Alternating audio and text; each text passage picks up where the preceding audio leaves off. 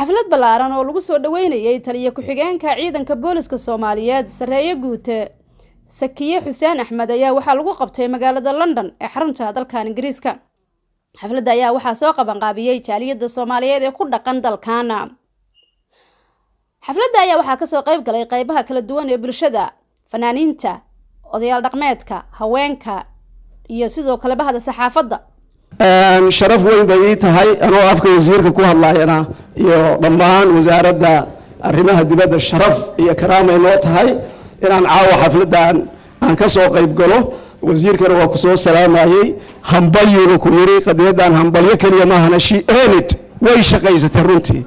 sharaf ay noo tahay in shaqsi qiimo leh ku soo dhaweyno daayar kuna dhiiraday dhulkii hooyo inay wax u qabato. waa gabar sharaf la qiimo leh. waxaan leenahay Sakiye welcome London gudaagii labaad sharaf ay noo tahay in ku soo dhaweyno. ugu dambeyntii ayaa taliye ku-xigeenka ciidanka booliska Soomaaliyeed Sareeye Guute Sakiye Xuseen Axmed ayaa waxa ay uga warbixisay jaaliyadda waxqabadka booliska Soomaaliyeed. hadaa la socotiinba maalmahan dambe ama bilooyinkii dambe waxaan bilawnay horta markii afhayeenimada laga dhigay in si toos ah la wadaagna bulshada howlgalada socda iyo wixii noo qabsoomay dhamay oo dhan. taas waxaa moodaa in horta kalsoonida bulshada ay ku qabaan ciidanka booliska ama ciidamada guud inay aad u sare kacday. waxaan ku sii darnay in aan u furnay number hotline ah sidoo hadda Ingiriiska duu dhibaato ku qabsado 911 baa wacay samaha Soomaaliya marka waxaan ka sameynay 991 number la yiraaha.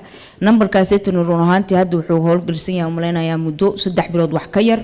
run ahaantii bulshada waxayna la wadaageen xog oo aad iyo aad u tiro badan. sodomeeye shabaab baa lagu soo qabtay, rag oo anaga adoonayna baa lagu soo qabtay, burcad badan baa lagu soo qabtay.